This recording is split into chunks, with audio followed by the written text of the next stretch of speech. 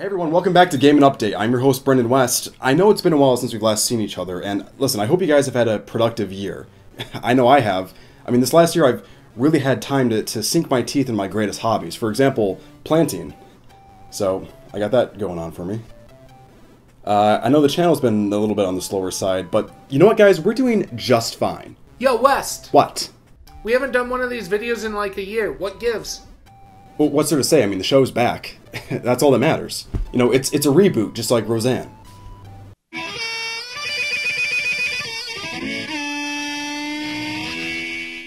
What doesn't kill us is making us stronger. We're gonna last longer than the greatest wall in China. Oh, that robin with a drum. The show isn't like Roseanne. Okay, thank you, CJ. Smell you later.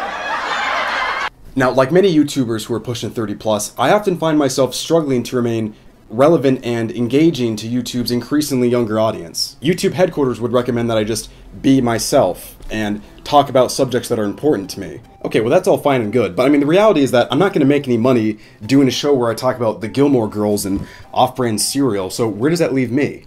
In fact, it's becoming increasingly clear to me that if you want to make serious money on YouTube, then you better just jump on whatever bandwagon is a hit with today's youth. Well, thankfully I've got my eyes on the prize and my thumb pressed firmly on the pulse of youth culture. And while speaking intelligently on subjects that matter won't make me any money on YouTube, pandering to a bunch of dumbass kids will, so on that note, let's talk about Fortnite. Fortnite is a free-to-play battle royale game that features up to 100 players, alone or in squads of up to 4, battling within an ever-shrinking map to become the last man standing. Now, you might be thinking, hey, this game sounds a whole heck of a lot like PlayerUnknown's Battleground, which saw immense commercial success in 2017, and that's because it's basically the same game. In fact, the uncanny likeness sparked a bunch of rumors of potential copyright lawsuits. Hey, whatever, man. You know, what you call a ripoff, I just call a new genre. Okay, and it doesn't even matter anyways. As a consumer, I don't care if it's original, I just care if it's good. And as a YouTuber, I don't care if it's good, I just care if it's popular. Well, popular might actually be an understatement. In February, Fortnite developer Epic Studios reported the game at 3.4 million concurrent players.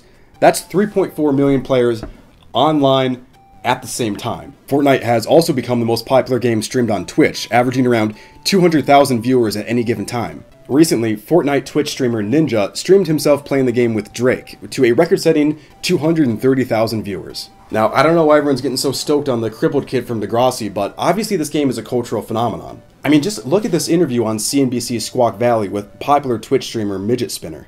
Now, explain the business part of this now. There are reports that you're making more than $500,000 a month. I believe much of that coming from Twitch. Where is most of your income coming from, and how important is Twitch becoming in this gaming ecosystem? So, yeah, Twitch gets me some money here and there, definitely. But as of lately, I've just been telling children to grab their parents' credit cards out of like their purses and wallets and stuff, and just type in the number. Give them a little shout out just to say, hey, thanks for helping me out. And then it's been paying off quite nicely for me. You started competing in video games on Halo in 2009, so nearly 10 years ago, at which point I'm sure it was tough to convince your parents that you could really make money. What was your argument? Because I'm sure that every 16, 17-year-old out there who loves playing video games wants to hear that. You know, that's a really great question. So as of now, I live in the basement and she lives in the house above us. So, which is really cool because also my mom's my personal assistant. She does my laundry for me, and she's my chef. Actually, speaking of, give me 1 second. Mom!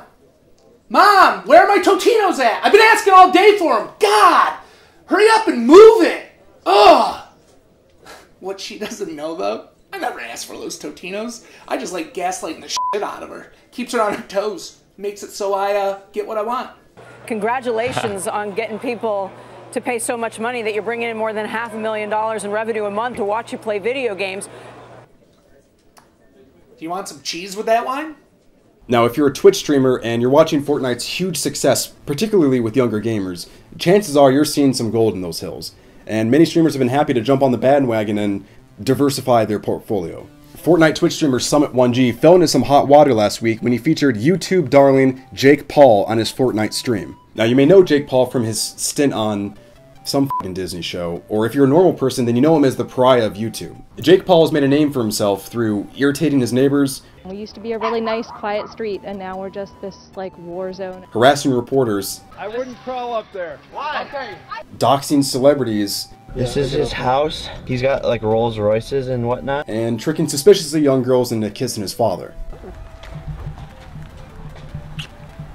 And while well-adjusted adults may find him to be untalented, unentertaining, and despicable, the fact of the matter is that this guy is essentially the Pied Piper for young children. And that actually makes him the perfect collaborator to cash in on this Fortnite craze. Unfortunately for Summit, his fan base didn't appreciate the collaboration, and his chat quickly revolted against the guest. Yo, chat, just come on, guys. Just relax, dudes. Okay, you guys are just, oh man, I'm a little disappointed in the chat, to be honest with you, dudes. If I'm being completely honest with you, I thought the 1G squad was a little bit different. I thought some people had a little bit thicker skin. You know what I'm saying? Yeah, seriously, guys. All he's trying to do is associate himself with this untalented socialite so he can profit off his fan base of children. What are you guys, fucking ethical?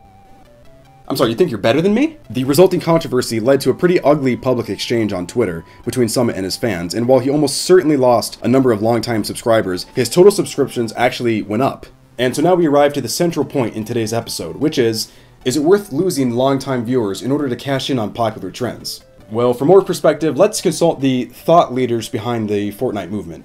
About playing with Jake Paul or anything like that, I actually have friends who have messaged me saying, hey man, what do you think about playing with him? And I was like, I wouldn't. If you're going to look at it from like a business perspective, playing with them, it ain't good for you. Like, who gives a fuck how many subs they have? They're fucking kids, are they not? Whoever. What? This is such a dumb comment. Who cares if subs are kids or not? Money is money. Do you think the money matters if it comes from a 15-year-old versus a 25-year-old? What a dumb comment. That's fucking stupid. You care because if you're Soda, which he puts sub mode a bunch of times, if you have a horde of kids that come because of Fortnite and now sub like Twitch Prime and it all sub, your sub mode becomes completely cancer and your entire environment and channel becomes garbage. Yeah, I'm basically here to exploit children. That's the bottom line. Oh, and speaking of, Johnny John, thanks for sending me your mom's checkbook. It's come real handy right now. If you have anything else that you want to send me, like family heirlooms, send it to me and you get more shout outs. Thank you. And Mom! God damn it, where the hell is my Tostitos? You know what, guys? I don't really see what the problem is here. I mean, if these guys want to make more money by appealing to a younger audience, then whatever, more power to them. And don't try to guilt trip me with this, they're exploiting young children who don't have fully developed brains nonsense. Because honestly, if you play video games for a living, your brain's probably not fully developed either. So it's basically a level playing field. You know, I can either die as a poor nobody with my principles, or I can live as a rich nobody with the disdain of my peers, but with money. And if that means I have to become the fucking Steve Burns of Twitch, then that's something that I just might be willing to do. So, you guys catch the latest episode of Gilmore Girls? Hold on a second. Mom, where are those damn Totinos? Come on!